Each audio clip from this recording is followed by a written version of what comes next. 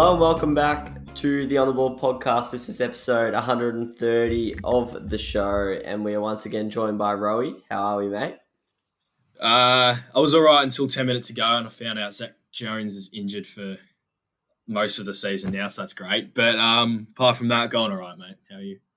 Yeah, I'm pretty decent. I was a bit flat last week, I can't lie.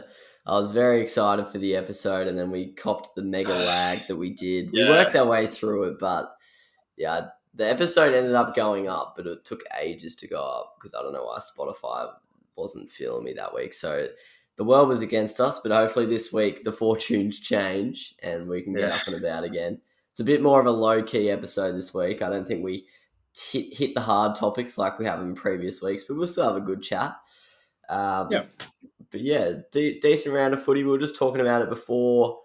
There were a couple close games, not too many blockbusters. There was obviously the showdown, but that was a bit of a letdown. And then there was Richmond-Geelong, which is, I guess, also a bit of a letdown. But yeah, not too many decisive games. Not too many teams came out of it a lot better or a lot worse than they started the weekend. But we'll get into the winners and losers. Who did you think were big winners coming out of the weekend?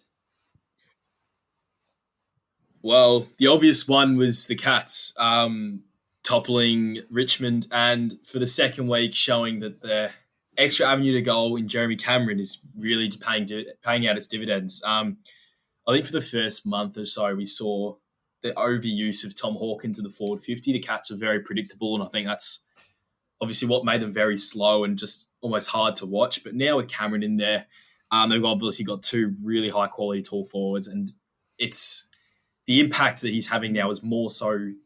It's more than the impact that we thought it was going to have. He's now making them more exciting because they're not as predictable because they've got more ways to kick goals. So the Cats are obviously huge winners, and now they're really starting to prove us wrong for the first half of the year.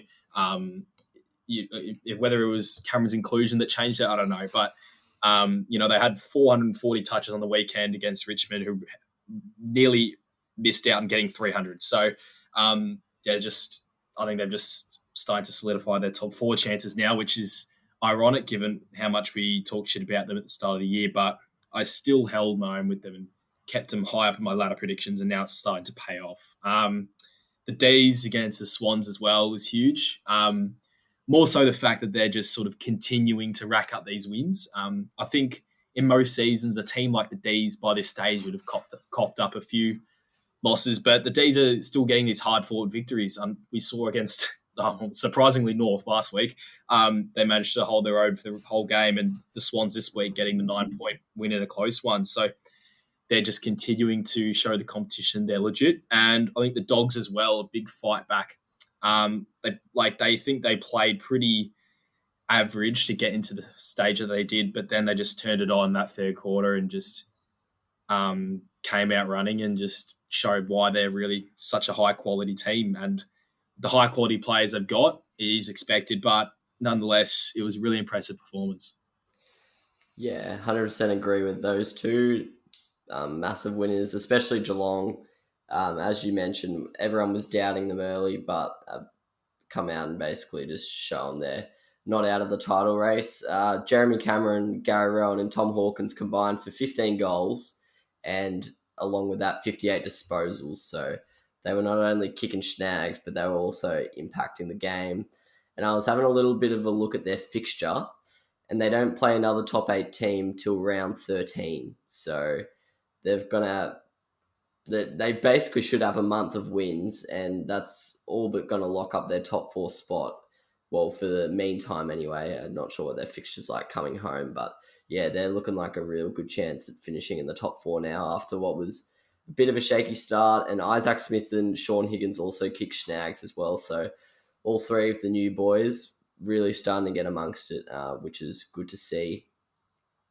But yeah, I actually don't mind Geelong, to be honest. I don't mind when they're up and about, but I know some people aren't big fans. And then the other team, look, I don't know if we should get around them because they only beat Hawthorn, but West Coast, they got their first away win of the season. I guess they deserve a shout out for that.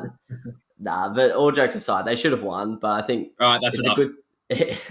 I think it's a good thing for them moving forward psychologically, especially winning on the MCG. So yeah, hopefully that changes the tide in terms of their away record going forward. Because yeah, at the moment until this weekend, it had been woeful. So hopefully, a easy game against Hawthorn kickstarts some more impressive away performances coming up. But yeah, they don't really deserve too much of a shout out, do they? But I'll get onto the losers. I can't No. lie, as I mentioned earlier, there weren't too many teams that came out of this as big losers. I was struggling to pick them.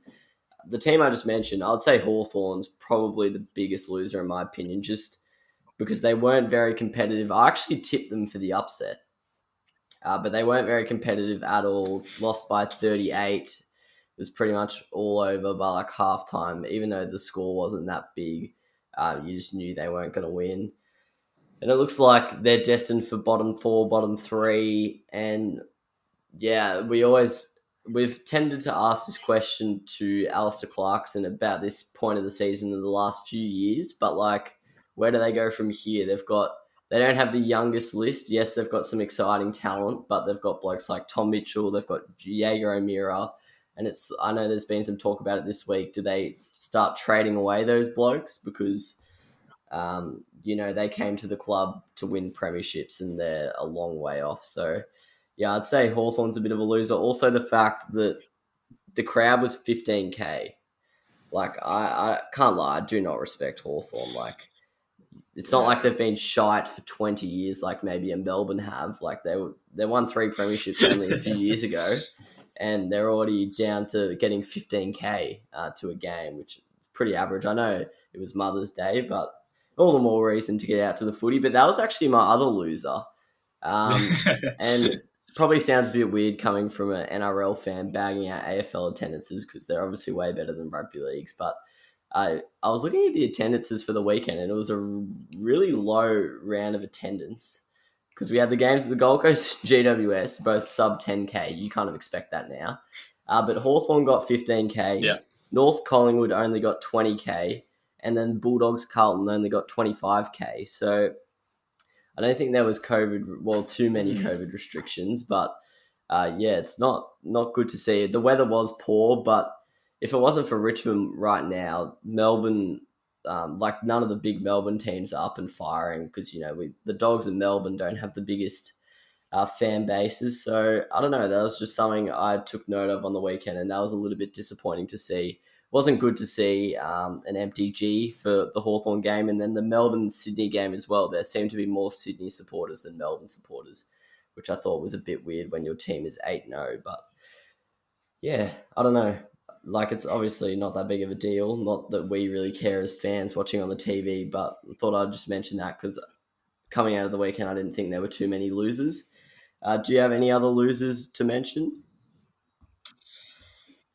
Well, first of all, myself, because I accidentally said the Dogs came out firing in the third quarter. It was obviously the fourth against the Blues, so well done to me there. But yeah, I'll touch on quickly. First of all, I mean, it's a bit hard because they were pretty injury ravaged, but the Tigers starting to show that maybe they are human. So, I mean, whether they go deep into September this year, we'll obviously wait and see, but it was another game where they were carried by one player, which tends to happen especially their losses. So Shea Bolden was obviously unreal. He's one of the most exciting players to watch now, 20 touches and 3 goals and mark of the year. But apart from that, no one got over 22 touches for the Tigers. So I think that's probably a bit of a worry for them. I know they're obviously not the highest possession team. They're an impact team and use the pace, but there does come a point when you do need to win the ball. So that was obviously really disappointing. And I tell you what, they're going to get tested again this week with a couple more mids out. It's going to have a really young starting midfield of Dusty and then probably some kids. So hopefully RCD, for my super coach's sake, can get a few more points on the board. Another loser is going to be the Suns. I actually didn't watch this game. I was at work, but I asked my good friend Patsy the next day about how we went. She's mates with Ryan Burns, actually, and apparently it was just an awful game of football. We got the win, so that was good form from us. But by the looks of it, Gold Coast, had it in their grasp, should have come out on top, but typical Gold Coast ran out of steam, and luckily the Saints found something that last quarter. But apparently it was just sort of fumble central.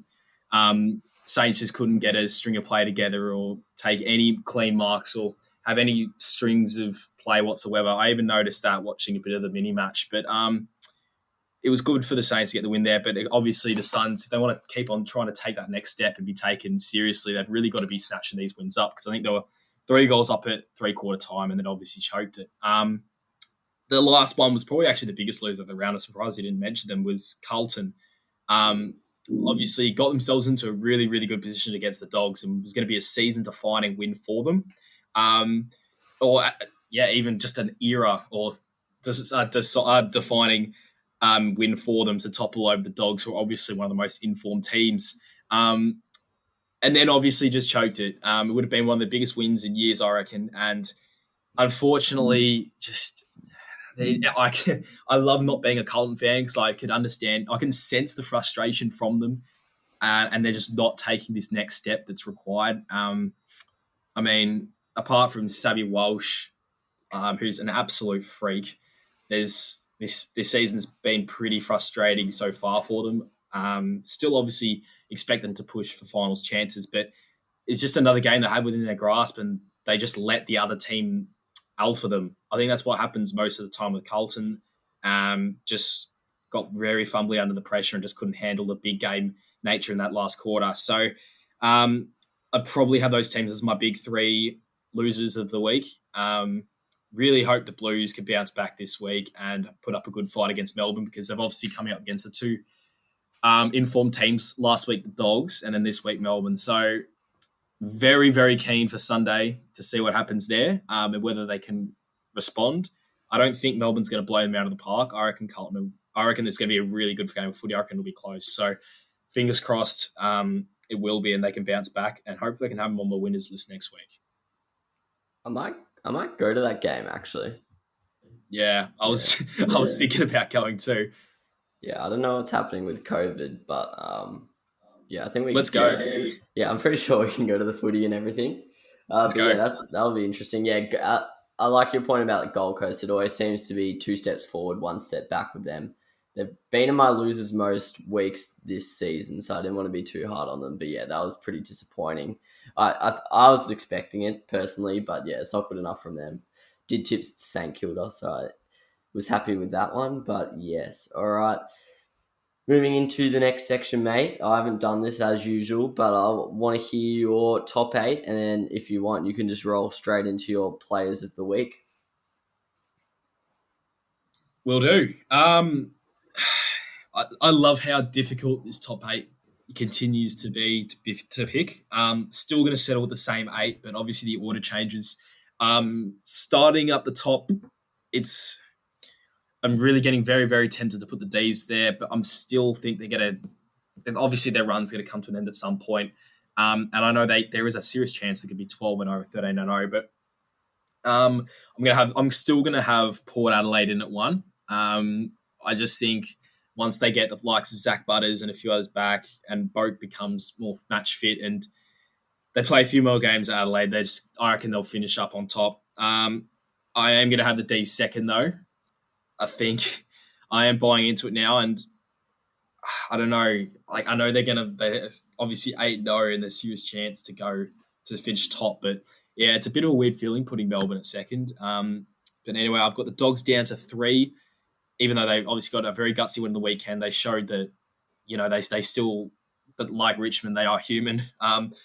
4, I've got the Cats, got them back into the top 4, and I feel very comfortable with that prediction. I think they're going to have a very good win this week, unfortunately. But I think just that extra firepower of Jezza Cameron just sort of unlocks something in their team and their structure and their play. It's obviously, I'm a big believer of that extra avenue to goal opening up, multiple benefits for the team. It's not just that extra avenue to goal. Eagles in at number 5. I just think they're obviously really injury ravaged at the moment. Hopefully they get a few back and they're going to start to fire. The Tigers down to 6th. Obviously very injury hit. They could even fall lower than this. Obviously, I think they're still going to obviously make the 8, but I've now got them in at 6th. The Lions at 7th. which might be a bit harsh, but they really do need to dispatch teams like Freo on the weekends. And bloody Brisbane, I had them at the line at 5 goals, and obviously let a few slip late in the game and costed me. But I think that might play a factor into their percentage and might end up making them finish lower than they would have expected or liked to. And then at 8th, I've got the Swans. I still think they'll be too strong, and I think they'll just hold off the likes of GWS and, well, hopefully Saints can try and push for the top 8 and Carlton and whatnot. But, I think the Swans will just be too good. And then, obviously, I'll go on to my top 3 for the week. I'll start off with number 3, Clayton Oliver. There was a lot of good plays this week, and I know he probably doesn't. I know 30 touches is becoming the norm. There's obviously a few plays every game that get 30-odd touches, but Clay with 35, 19 contested, an absolute clearance machine. More so the fact that it was obviously the main man in the middle for the whole game, and it was a really tight game. It was a must-win.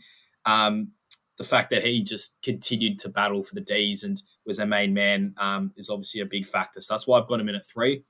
Number 2, I've been pumping this bloke up for about 16 minutes, but Ches Cameron, 22 touches, 8 marks, 6 goals. But more importantly, 3 in the third when the match just shifted. So he was obviously a big factor in that.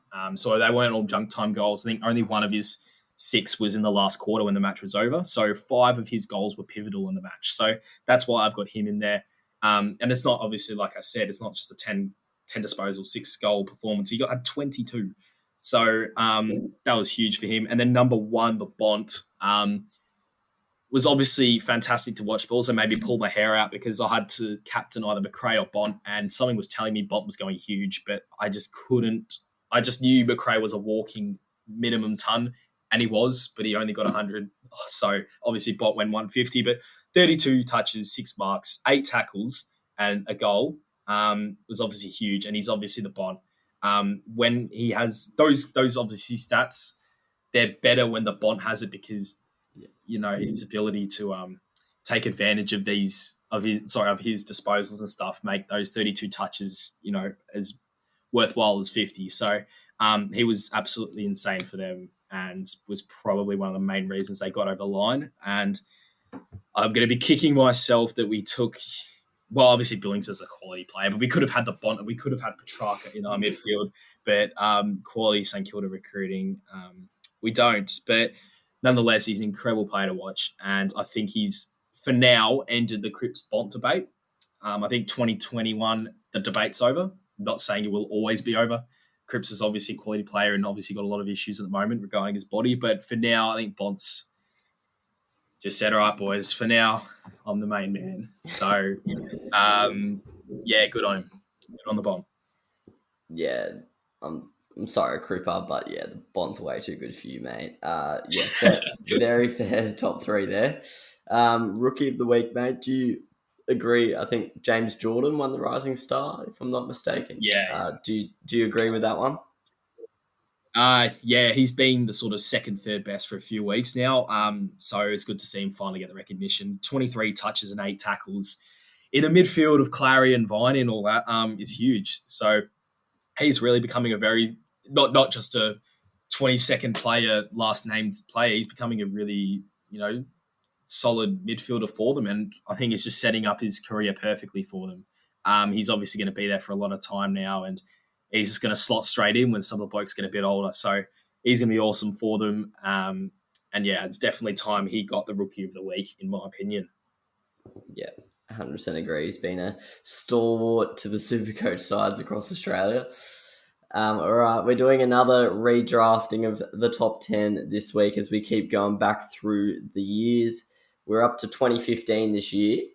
I don't know, this year, I feel like this tends to be the trend as we go back further, but like there's less depth because we know which players have been delisted and stuff, and there's more just a solid top 15 to choose from, but it's hard to order, I find.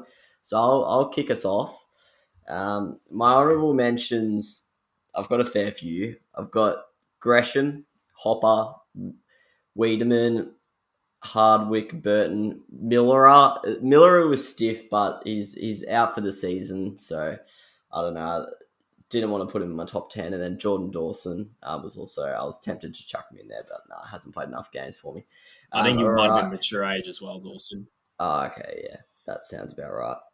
So I've gone similar theme to what we've done the last few years. I've got a lot of talls, and in that trend, number 10, I've gone with Eric Hipwood. He's not a superstar of the competition by any means, but I feel like it's a little bit underrated how quickly he just became a reliable tall target for the Lions. Like he was probably like 20 when he started being their week in, week out big man. He's obviously got Danaher up there now to help him out, but he's been pretty solid, and I think he'll be a solid player for years to come. Number 9, love this guy personally. Ben Keys obviously didn't work out for him at Brisbane despite tearing up the knee for most weeks. Loved his work on the Brisbane Lions YouTube channel as well, but got to move to Adelaide and has announced himself as one of the better young midfielders in the competition. He's right up there in my Brownlow so far this year. I think he's leading it for the Crows, and he's in and around the top 10. So he's a bit of a weapon.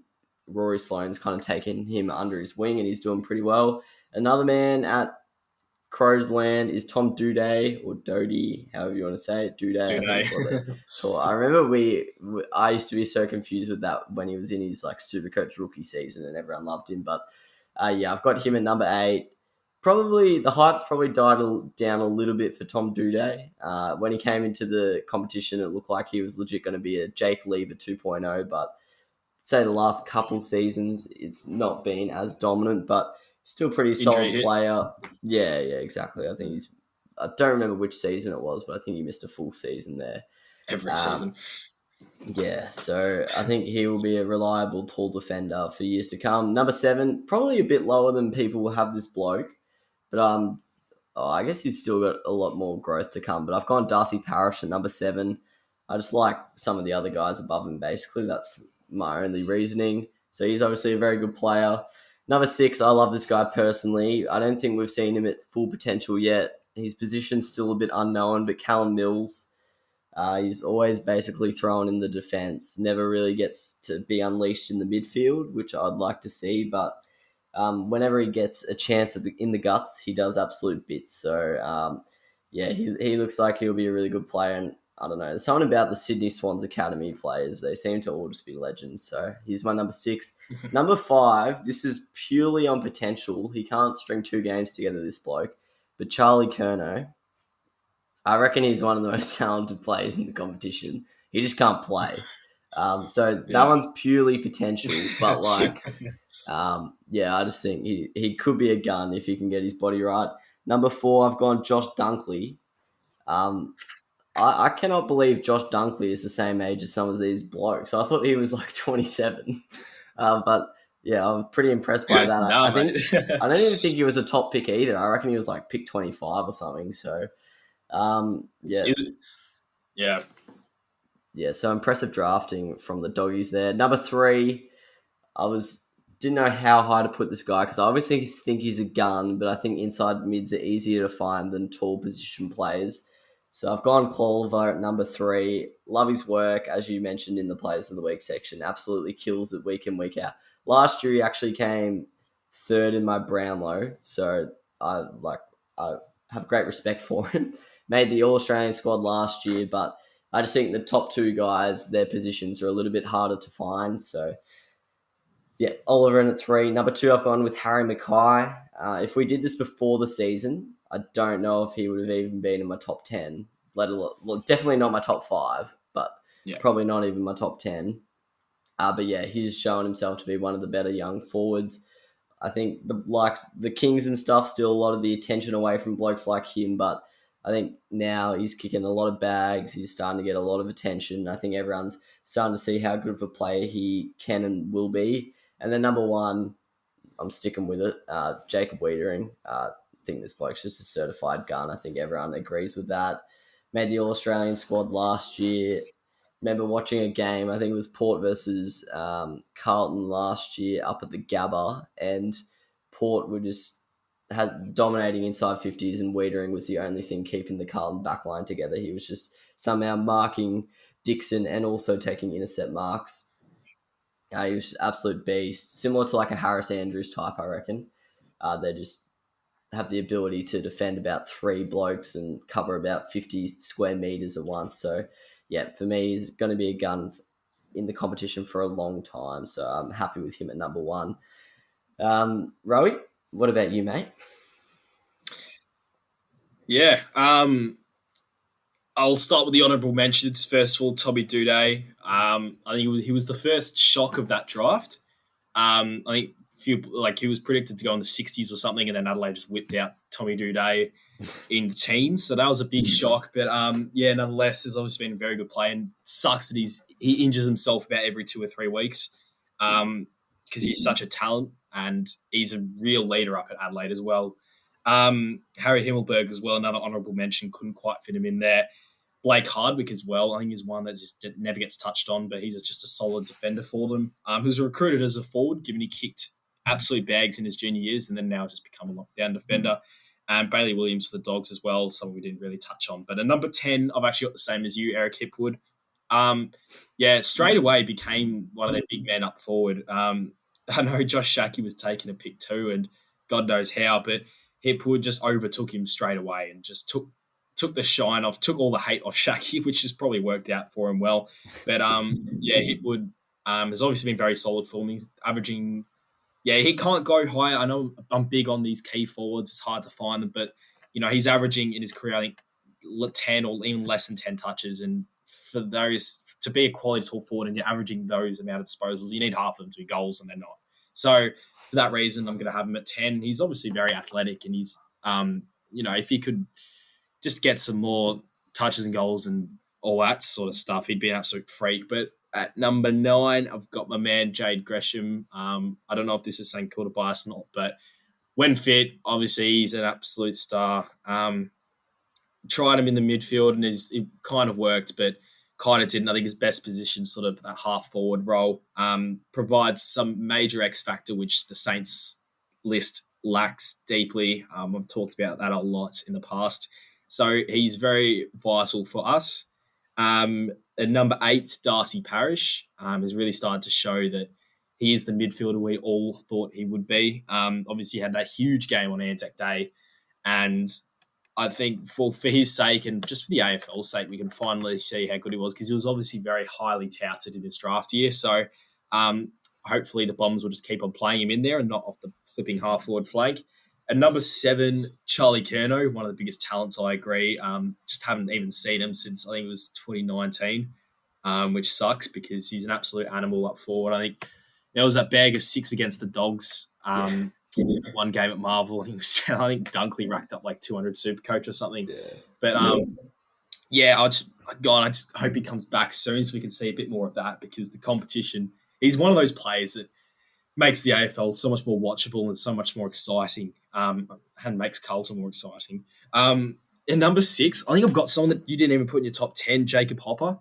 Has been very, very consistent for the Giants, and in a team where most of their midfielders leave after a few years, he's stayed and he's already played 84 games, and he's really consistent now. He's just consistently having 20, 25, 30, often 30 touches games now, and he's really flying under the radar. If he played in a Victorian team, tables turn and he'd be an absolute gun. But he's very strong. He's strong through the legs. He can run out of stoppages and all that.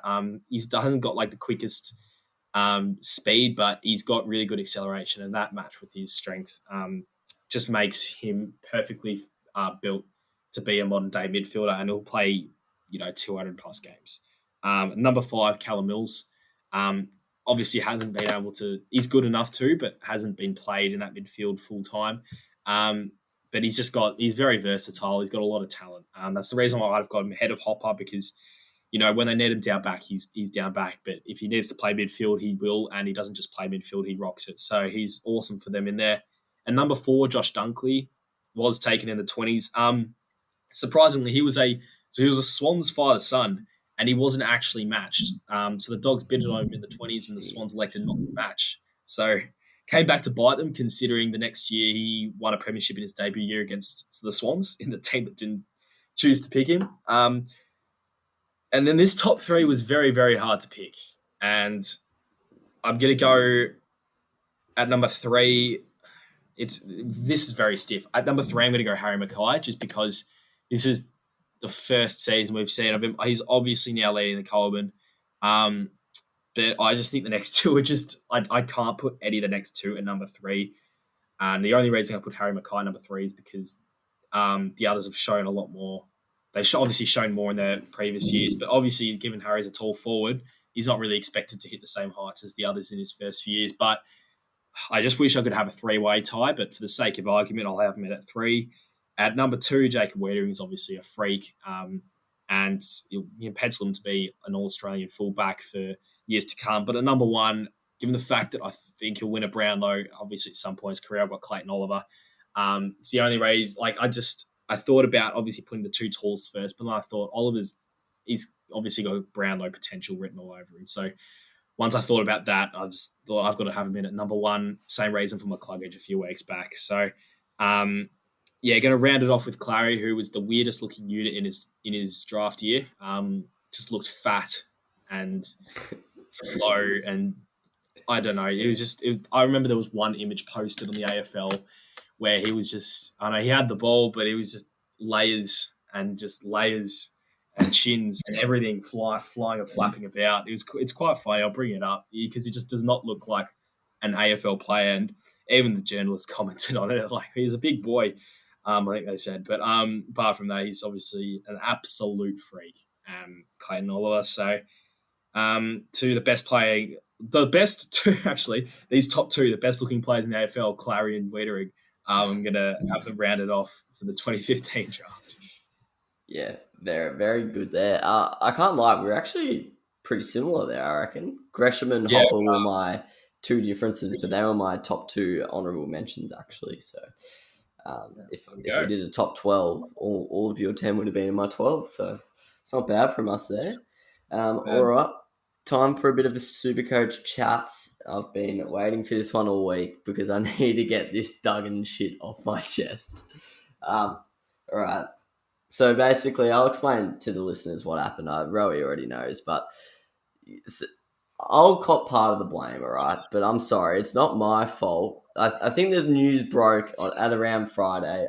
I claim that it was after the teams on Friday, but I did look on Twitter, and there were a few rumblings of it on Thursday night and Friday morning. But I'm sorry I did not have my ear up against the door at West Coast, and basically it somehow just slipped through the cracks that Liam Duggan was injured. And basically, so I am so conservative with my trades in terms of I do them at the last possible minute. I'll do them like 10 minutes before the players play that I'm trading in. But this time, I have soccer coaching on a Saturday morning, then followed by footy, and I'm like, I'll just won't stress about it. I'll just get it done when I wake up Saturday morning, did my trades, and then I see the Sunday teams come out Saturday night, and I see Liam Duggan's not in it, and there's no way I can avoid it. So had to cop a fat donut there, and also just had 450k sitting there for no reason. So at the end of the day, it wasn't the worst, but it did hurt because obviously could have replaced him pretty comfortably. But anyway, he's out this week, but I scored 2070 or something, and with a donut, I was pretty happy with that. Say I sub in someone who scores 80 for Duggan, then I'm getting to 150, and I'm very, very happy with that score. So I would have sorted up the rankings. So I am climbing up the rankings. I've gone from, I think, 85k to about 62k in 2 weeks. So I'm starting to get back to decent territory. I'm aiming for, I think Pilch set me a top 30k goal, which could be a bit tough from here, but I worked it out today. I'm satisfied with about 15 of my starting team, so I've only got to upgrade about 7 more, and I'll be comfortable with it. I've had a bit of luck the last few weeks, I can't lie.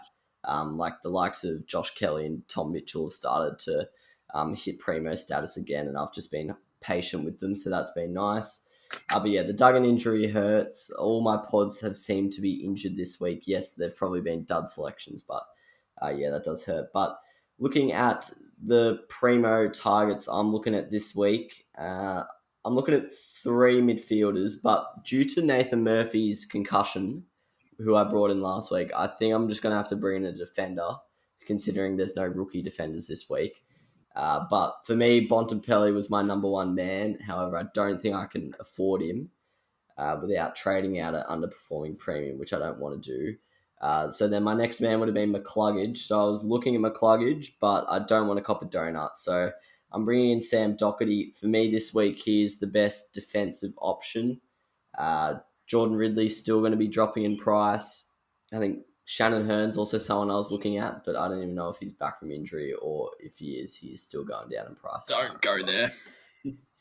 No, he's the GOAT, mate. He will just give me 95 every week. He's 58. He'll do a hammy. Yeah, that's actually true. That's a good point. And then, Jake Lloyd, preferred Doherty to him at the moment. So, I'm probably going to bring in Doc, and that way I'm only one off a full primo defense.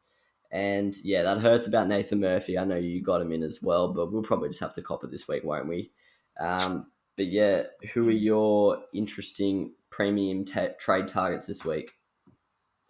Well, first off, I'll quickly run through a team. Oh, yeah. I got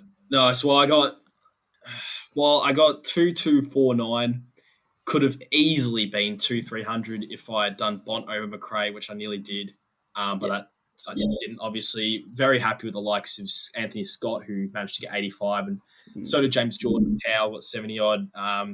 Jai Farah got a 60, which was handy, can keep his spot for a few more weeks. And unfortunately, had Nathan Murphy, and which sucks because he's now out this week. And given he's a rookie, it's a bit harder to win his spot back, but surely he has to.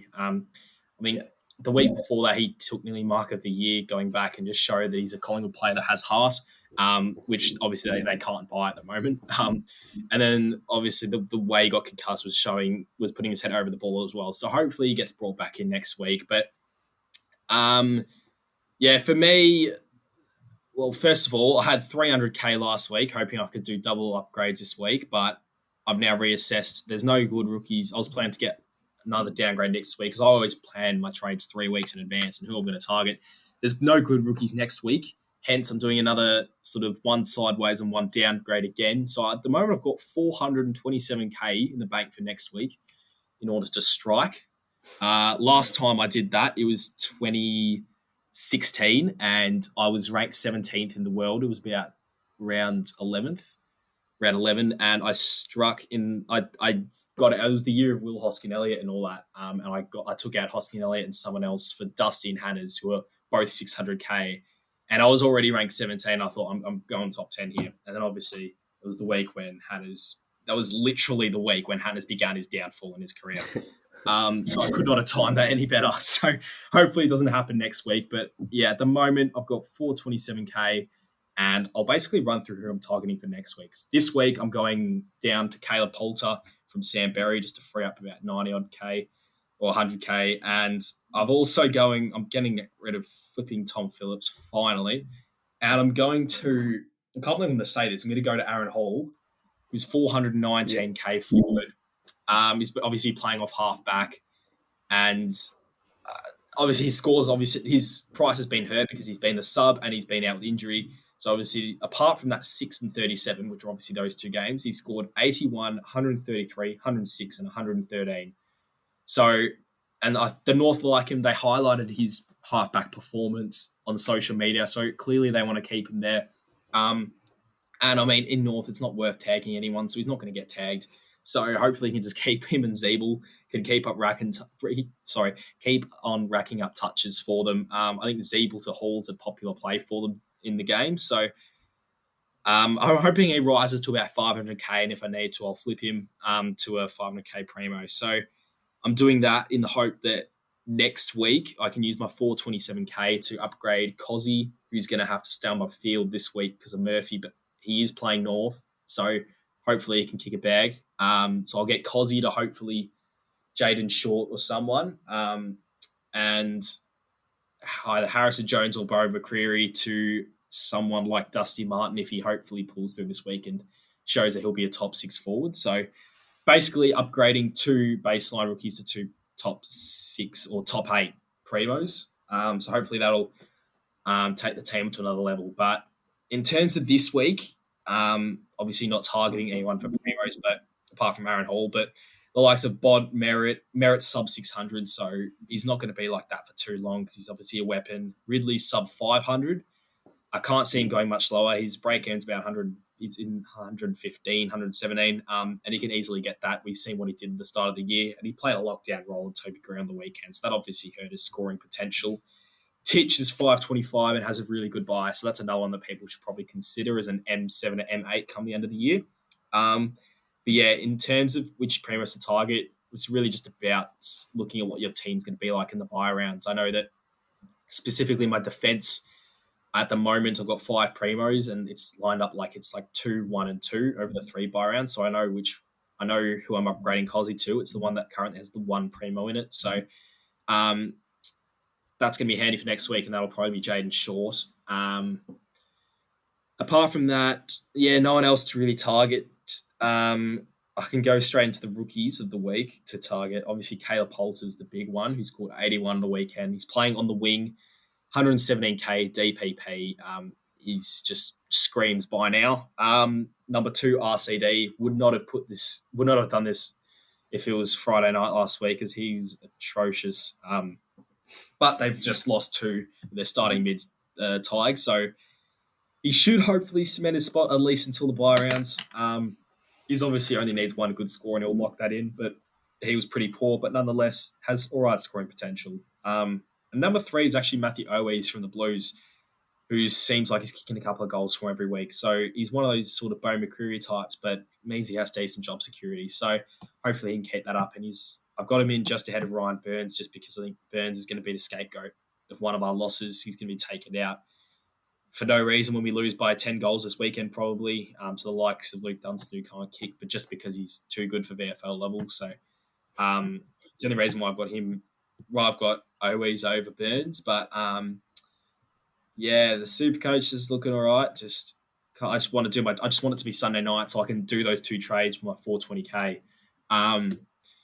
Yeah, can't wait. Hopefully, you can rise up the ranks and don't cough up some of my rank this week, because I've got a lot in the bank. So I'm currently about 2,000, but want to hopefully rise and get into the 1,000s. Yeah, that's very.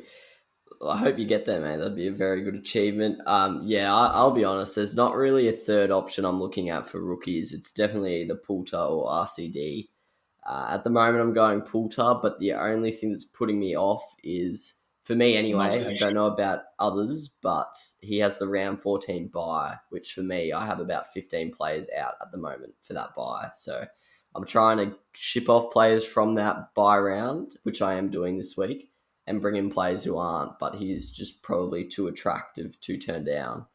And I would bring in RCD, but I'm just not 100% convinced he'll get to that bye, so it'd be pointless going him if he doesn't get to round 14, which he well and truly could. If Murphy bloody didn't get injured, I'd be doing a double downgrade this week and looking to assault some players next week, but because I think Poulter and Collier Dawkins are both good options, but yeah, sadly, because of Murphy's gone, I'm going to have to bring in a defender to avoid a donut, unless Highmore comes back, which is not happening. He won't. But he could be my saving grace again. No. I've accepted he's not, so what I'm doing is Duggan out, Chapman out, Doherty in, swing Jack Buckley back to defence, my super pod, and bring in Caleb Poulter, and then I've got like 15 mid forwards, so I'll just work out which way it scores best. So, yeah, hopefully Poulter can be a good rookie option, because, it doesn't look like there's too many coming up in the next few weeks unless Lockie Jones comes back from injury. He is obviously on the bubble. But, I was looking at the people who've played 1 game in terms of who could be on the bubble next week, and there's legit no one. So, probably a good double downgrade week if you can afford to do it this week. But I unfortunately can't. So I'll be going Poulter and Doherty in, which I'm excited to get the dock in. But hopefully can crack 100 this week for the first time this season. I've started to comfortably crack 2,000, but slowly make my way up the ladder. I'll be honest, I just need to come 8th in the league, and that way I can be a smoky in finals. I don't think my team's going to be bad. Dogs come the Dogs end, are 16. But, because eighth, I probably only need 4 or 5 wins. Like, I can't lie, it's bloody dodgy that eighth out of 10th makes finals. But anyway, I'll take it. But Yeah. yes, all right. Looking at round 4 now. Good round of footy.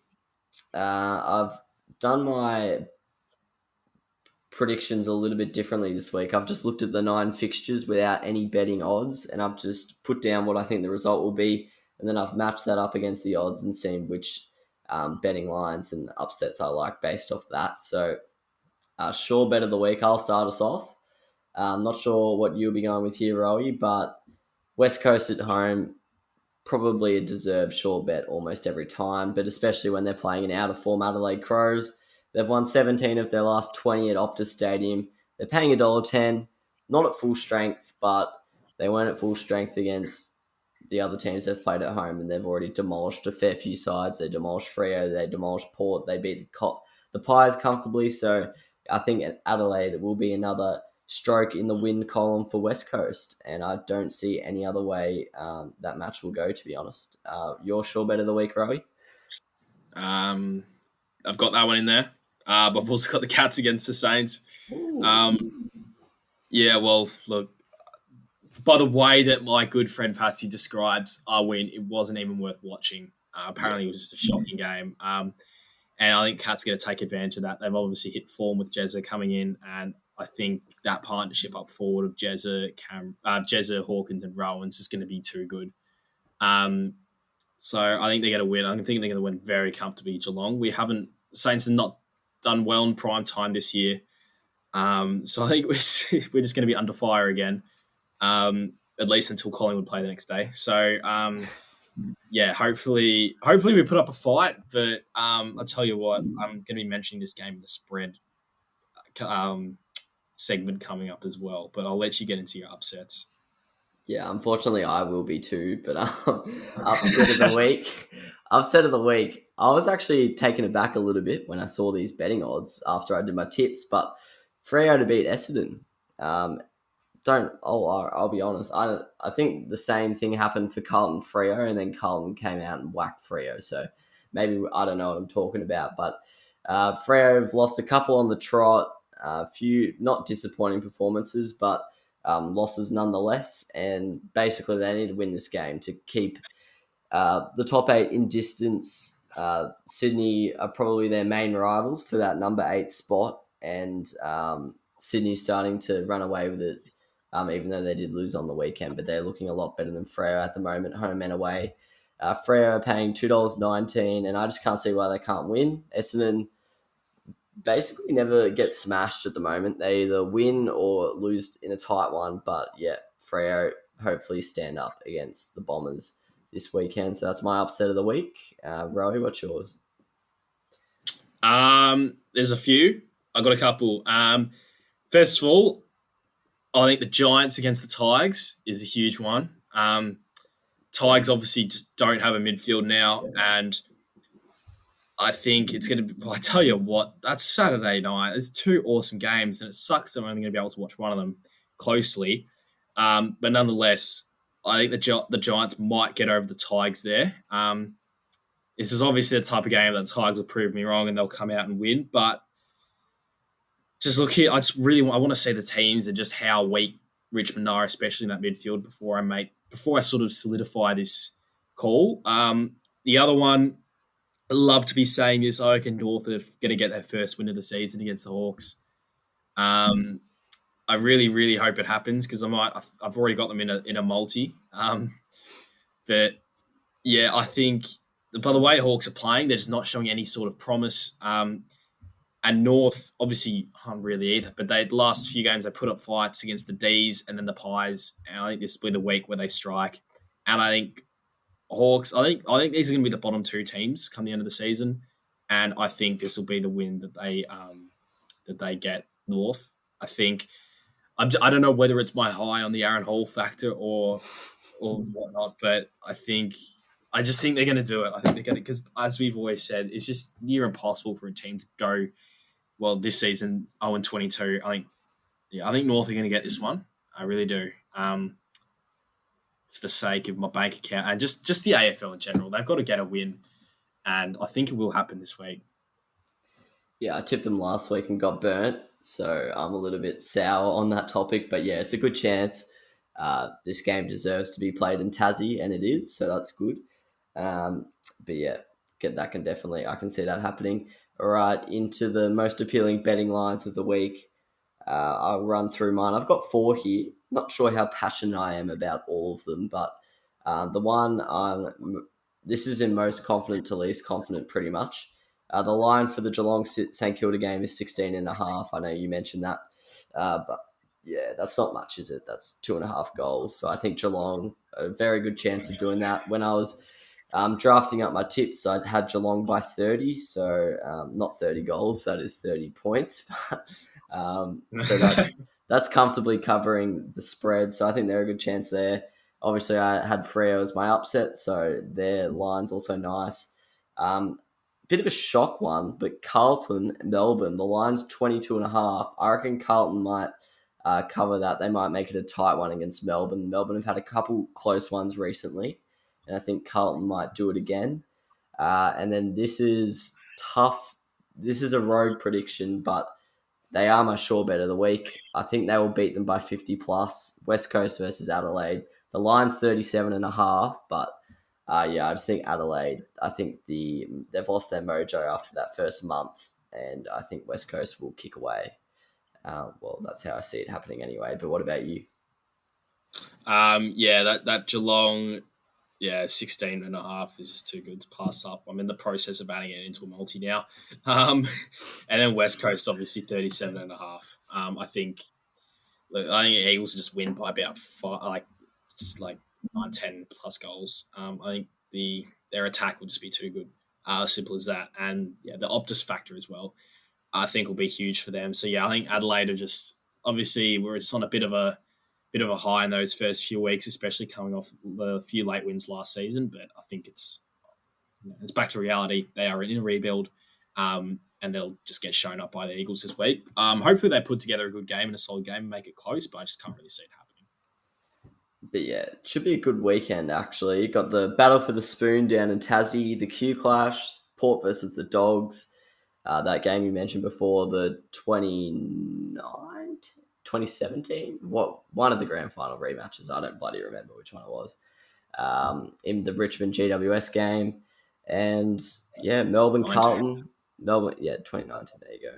Melbourne Carlton could be close, could be a smashing. Who knows? But fair few games in there to look forward to. Don't think I'm going to go out Saturday night, given those footy games. Might just park myself, have a quiet beverage, and just watch those. But we'll see. We'll see how we go, as we are hitting the town on Friday anyway. But yes, I just realized I'd been calling you Rowey the whole time. Like I was saying, like, Rowey, what do you think? Even though it's like, well, who else would I be asking? But yeah, anyway. But yeah, I think pretty good work from us, I'd have to say. Good length potty. Well, good topics talked about. Another 8 out of 10, I'd say, from us. Nothing special, nothing poor. What do we need to do to take it to a 10? I don't know. Theatrical props, music. I don't know. Just a bit more theatre, I reckon. Nah. Get your editing skills down, Pat. Yeah, that's actually probably it. That's probably the future of the potty. But good return from a 10-second lag last week. We've probably only dealt with 1 or 2 seconds this week. So we're back in a big way. But yeah, looking forward to university holidays coming up soon. We'll be pumping out the potty over those holidays, and might bring my first interstate potty from Hobart. So watch that space. But yeah, thanks for joining me, Rowey, as always. No problem, mate. It was a pleasure. Good luck to the Saints. Hopefully they don't get embarrassed too much on primetime TV. But yeah, go Port, go the Saints, and we'll catch you next week. Cheers.